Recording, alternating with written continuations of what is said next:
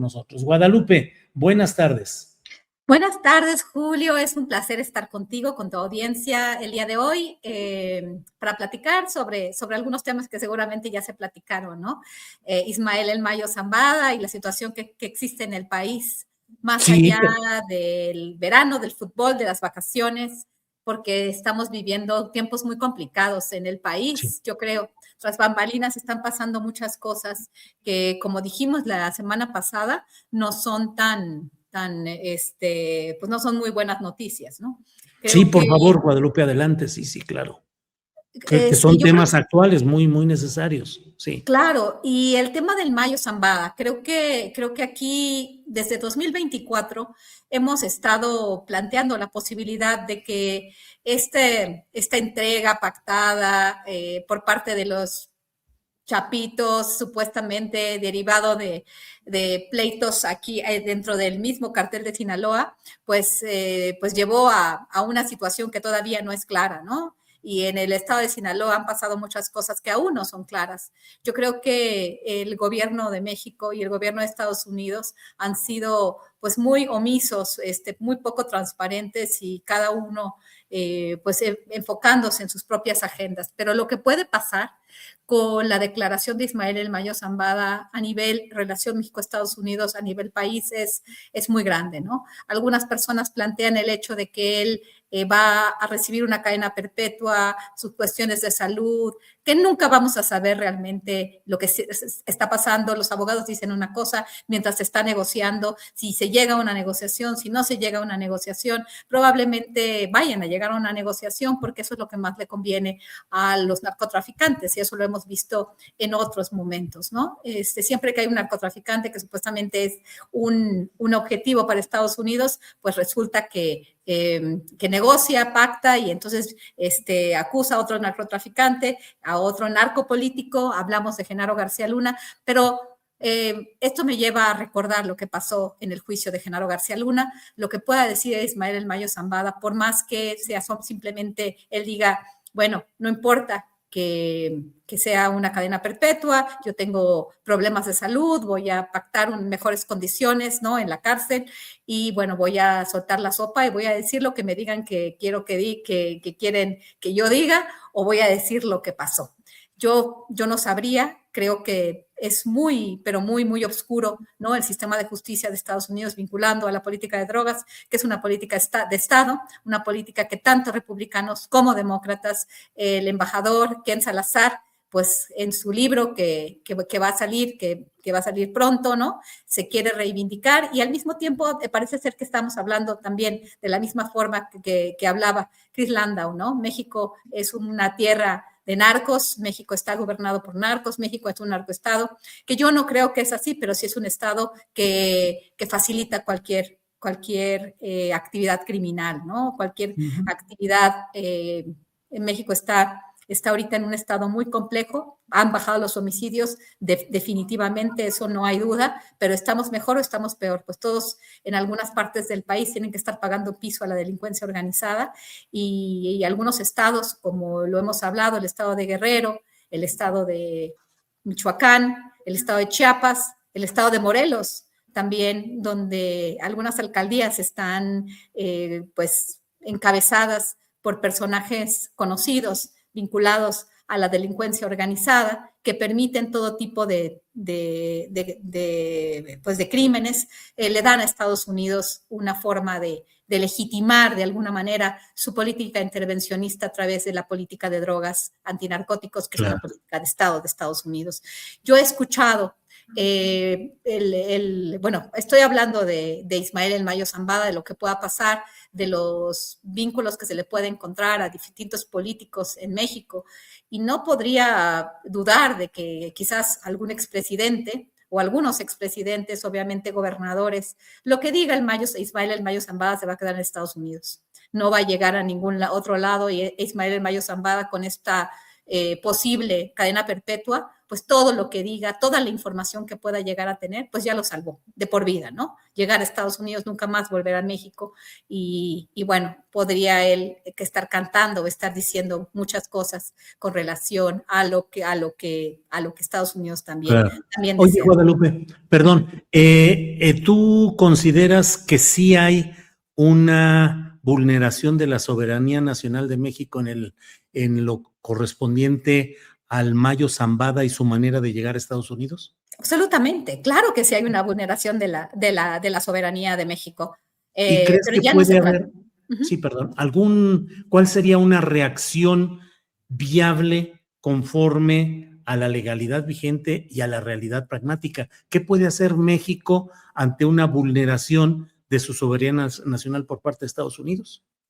Pues yo creo que puede hacer muy poco, desafortunadamente. El Mayo Zambada ya está en Estados Unidos, ya está pactando con las autoridades estadounidenses, llegó de manera misteriosa en una avioneta al estado de Texas con uno de los chapitos y pues Estados Unidos está aplicando su política como siempre lo ha hecho y además ya los cárteles los denominaron por orden ejecutiva organizaciones terroristas internacionales, las denominadas organizaciones terroristas que son los cárteles y uno de ellos es el cártel de Sinaloa. Entonces realmente México puede hacer muy poco. Fue en 2024 cuando Andrés Manuel López Obrador era un presidente, se dijeron muchas cosas, pero también hubo silencios que a mí me llamaron mucho la atención. Hay silencios también que me llaman la atención por parte de la presidenta de México, pero no puede hacer México absolutamente nada en este momento, ¿no? Porque la información ya está ahí, el juicio está en curso y no veo cómo vaya a regresar el narcotraficante a México ya después de todo lo que se hizo, ¿no? Y después de que también hay gobernadores en el país que permiten algunas cosas y que también están pactando impunidad con las autoridades de Estados Unidos, porque pues una cuestión que tenemos que entender, no nada más se trata de drogas, pero todas estas organizaciones están vinculadas con otros crímenes y entonces pues también la posibilidad de que esas organizaciones cometan estos crímenes o pasen, tiene que ver con la protección política. Y muchas veces estas redes tan complejas criminales, pues están directamente vinculados a las autoridades a nivel estatal, a nivel federal y a nivel municipal. Entonces, pues Estados Unidos ha hecho mucha investigación, tiene a sus agentes en territorio mexicano y entonces está la cooperación también de autoridades corruptas, como lo vimos también o lo vemos también en el caso de Sinaloa, ¿no? Y bueno, muy probablemente y además el caso de Chihuahua, donde autoridades pues que están en funciones, pues están también dando información. Creo que México tiene muy poco hacia dónde hacerse en este sentido.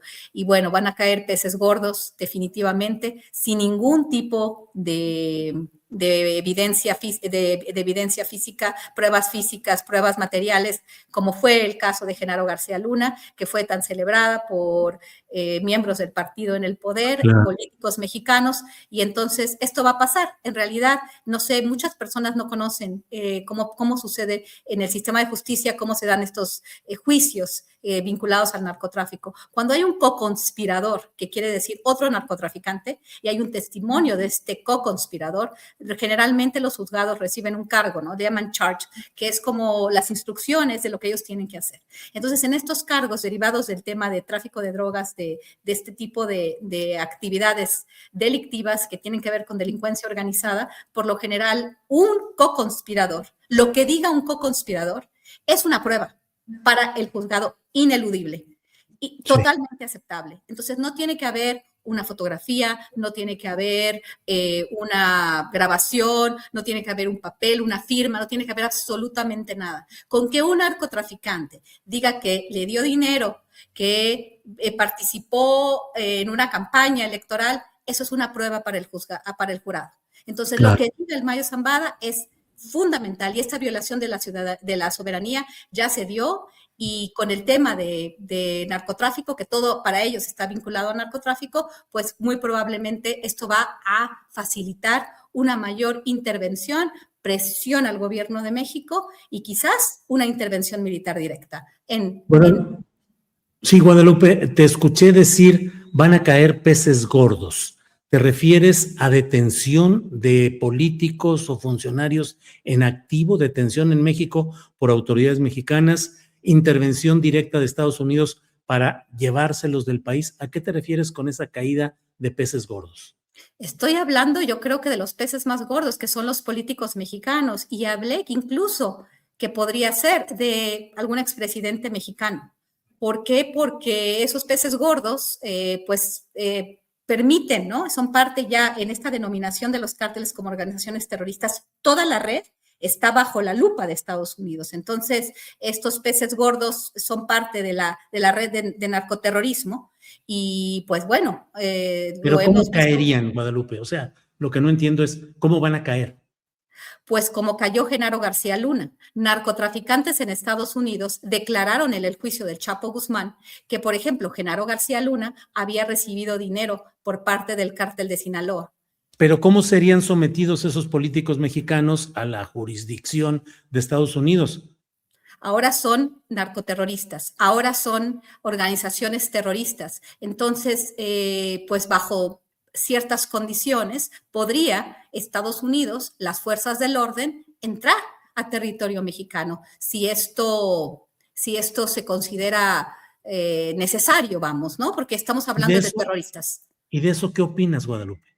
Pues que es una violación flagrante a la soberanía, que es una violación flagrante de todo derecho internacional, y no estoy justificando de ninguna manera que esto suceda, pero Estados Unidos pues es el país militarmente más poderoso del mundo y pues nadie le ha dicho que no. Entraron así a Venezuela. No estoy diciendo que esto sea adecuado de ninguna manera. Yo pensé que esto no iba a suceder, pero tampoco pensé en la forma en que una denominación así tiene efectos. Además, otra cosa, la cuestión de lo que está sucediendo en México, de la extorsión del crimen, está cada vez más legitimando una acción así. Yo veo, por ejemplo, en el estado de Guerrero, ¿Legitimando la intervención de Estados legitimando Unidos? entre la sociedad. Es tremendo, no hay una legitimidad de facto, o sea, es una legitimidad que yo veo y lo he platicado con muchas personas. Hay gente que dice, y no estoy hablando de oposición, estoy hablando de gente, por ejemplo, en la Sierra de Guerrero. Estoy hablando de la gente en Tierra Caliente, en Michoacán y en Guerrero. Hay gente que dice, ay, qué bueno que venga Trump porque ya no soportamos estar pagándole piso a estos cárteles, sin entender que los estadounidenses no vienen a salvar a los mexicanos.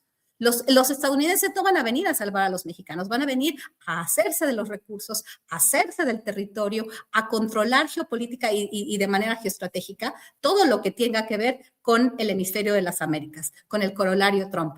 Pero hay gente que de alguna manera ya está tan harta de pagar piso, de ser extorsionada de muchas maneras por los criminales, que nada tienen que ver con el Chapo Guzmán, que nada tiene que ver, perdón, con los chapitos, que nada tienen que ver con la gente que quedó en el cártel Jalisco, pero que tienen que ver con una parte de una red que extorsiona en el municipio en algún municipio de Morelos, algún municipio de Guerrero, algún municipio de Chiapas. Entonces, cada vez más yo estoy viendo que personas que están teniendo que pagar piso en diferentes partes del país dicen, qué bueno que está Trump, que vengan y que ataquen a esta gente, aunque nada tenga que ver una cosa con la otra.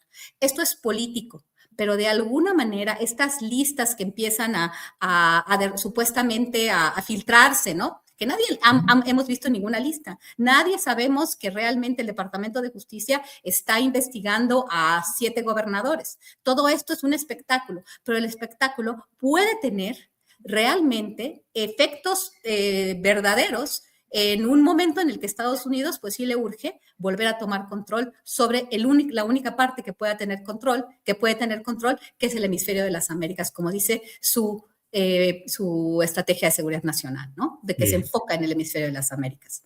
Bien, Guadalupe. Pues estaremos puestos para defender a la patria, Guadalupe. Pues eso es lo más interesante, Julio, que hay mucha gente que está tan tan desilusionada con lo que está sucediendo en sus comunidades, que en lugar de que no se siente protegida por el Estado mexicano, que no se siente protegida por las Fuerzas Armadas. Yo creo que, y que además de todo sabe que el alcalde está vinculado con los malvados de su región y no tiene que ver con la gente del Chapo, pero ellos le dicen Cártel Jalisco. Esa franquicia criminal que es Cártel Jalisco, esta gran red que no se puede deshacer porque el gobierno mexicano existe la percepción de que está vinculado al crimen, porque la narcopolítica existe en México, porque la gente puede hacer porque los malos pueden extorsionar. Entonces, no sé si la gente va a decir, voy a defender a mi patria. O sea, y esto es algo muy triste y muy, muy preocupante. A mí realmente me preocupa lo que está sucediendo en México. Gracias, Guadalupe. Para cerrar, nada más preciso o puntualizo, ¿tú en lo personal defenderías a la patria ante una invasión de Estados Unidos? Es una muy buena pregunta. ¿Cómo puedo defender a la patria si no? A veces, o sea, obviamente estaría completamente en contra de una intervención militar de Estados Unidos. Estoy completamente en contra, pero yo como persona no puedo, como dijo Claudia Sheinbaum, mexicanos al grito de guerra, morirme en qué, o sea, ¿cómo? ¿Cómo voy a defender a México? Obviamente voy a estar completamente en contra de una intervención militar, pero yo sola no lo puedo hacer. ¿Cómo lo voy a hacer? ¿Cómo voy a defender a México? ¿Cómo voy a defender a México de una intervención militar yo sola? Creo que entre todos los mexicanos tendríamos que ponernos de acuerdo para no permitir que eso suceda. Desafortunadamente, las grandes desigualdades, las grandes, pues todo, estamos hablando del país que tiene más armamento en el mundo, del país más poderoso del mundo. ¿Qué es lo que vamos a hacer los mexicanos? Creo que hay que apoyar a nuestro gobierno mexicano. Pero hay muchas personas que ya ni siquiera lo apoyan. Es una pregunta muy, muy importante. Yo no estoy de acuerdo de ninguna manera en que haya una intervención militar y jamás voy a estar con el gobierno de Estados Unidos para que invadan a otra nación y mucho menos la mía. Pero ¿cómo voy a hacerlo yo? ¿Cómo lo vamos a hacer cada uno de los mexicanos? Y cada día que pasa, yo hago lo que tengo que hacer. Tengo que decir lo que está pasando. Cuando el juicio de Genaro García Luna, criticamos las formas en las que ese juicio se dio. Y a mí me acusaron de que yo estaba casi defendiendo a Genaro García Luna. No, estoy defendiendo un proceso que es parte de una política de Estado para una intervención eventual. O sea, la única forma en la que puedo defender a México es decir la verdad. Es decir, que todo ese sistema está podrido y que no estamos hablando de narcos. Ellos no tendrían de ninguna manera que venir a intervenir porque no estamos hablando de narcos, porque lo que está pasando en México tiene que ver con muchos de los actores que son corruptos y que permiten la extorsión, pero nada tiene que ver con el tema de drogas y Estados Unidos no tendría absolutamente nada que hacer en esta situación, porque lo que estamos viviendo cada uno de los mexicanos también tiene que ver con protección política al crimen organizado, no al narcotráfico. Los estadounidenses no tendrían de ninguna manera que tener nada absolutamente con México, porque si ellos están así, si ellos tienen una crisis de adicción a las drogas, es porque ellos no han resuelto un problema social muy fuerte, ni la distribución de las drogas en los Estados Unidos. Y eso lo he dicho. ¿Cómo voy a defender a mi patria con información? ¿Cómo voy a defender a mi patria siendo una persona consistente en lo que está diciendo? Y ser consistente no quiere decir que voy a defender a ultranza a los políticos de Morena que están vinculados con las redes de extorsión en México. Lo que sí voy a decir es que los gringos no tienen que venir al país porque todo esto lo han armado de una manera muy perversa, como lo hicieron desde el juicio de Genaro García Luna y el juicio que querían hacer con la detención que querían hacer de Salvador Cienfuegos. Bien. Ajá. Sí, perdón, Guadalupe, adelante, perdón. No, o sea, lo que quisieron hacer con Salvador Cienfuegos, cuando vimos nosotros Operación Padrino, cuando vimos los documentos de supuesta investigación que vinculaban al secretario de la Defensa Nacional sin pruebas contundentes, simplemente parecía lo que el presidente en ese momento, Andrés Manuel López Obrador, filtró a los medios, pues hablamos de eso, ¿no? O sea, ¿por qué Estados Unidos quiere hacer esto? Porque quería sentar un precedente y ese precedente está sentado y muchas cosas más podrían pasar en México, ¿no? Por ese tipo de cuestiones. Bien, Guadalupe, pues muchas gracias por esta intervención de este jueves 9 de julio y sé que hoy mismo tienes la presentación de tu libro. Danos, por favor, los datos y la invitación al público que nos escucha, Guadalupe, por favor. Muchísimas gracias, Julio. Sí, el día de hoy vamos a estar presentando en el Fondo de Cultura Económica en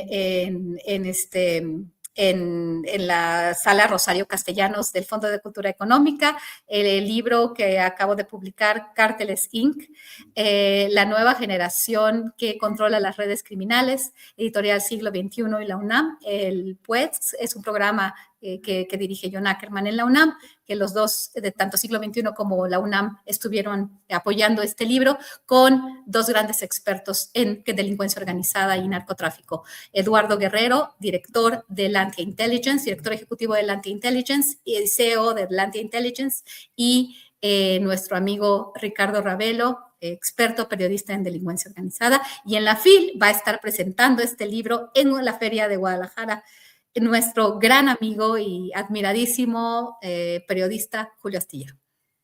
Guadalupe, muchas gracias por la invitación a la FIL y muchas gracias por estar aquí. Que les vaya muy bien con grandes personajes que te van a acompañar, Eduardo Guerrero, Ricardo Ravelo y tú misma. Así es que les vaya muy bien y nos vemos la próxima semana, Guadalupe. Gracias. Muchísimas gracias, Julio. Gracias por la oportunidad y por las preguntas tan complicadas que me hiciste el día de hoy. Así Muchas van. Gracias. Al contrario, gracias a ti, Guadalupe. Hasta pronto.